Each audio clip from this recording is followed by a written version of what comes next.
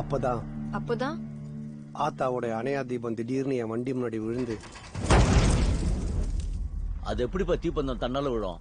அத நீ தான் விழ வைக்கிற.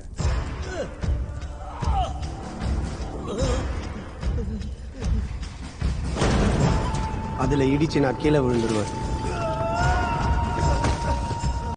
நான் கீழே விழுந்த உடனே திருடனை புடிச்சு கொடுத்துட்டே ஆத்தான்னு நீ கத்துற. ஆத்தா, திருடனை புடிச்சு கொடுத்துட்டே ஆத்தா, உன் மகிமையே மகிமை ஆத்தா, மகிமே மகிமை. அப்போ நீ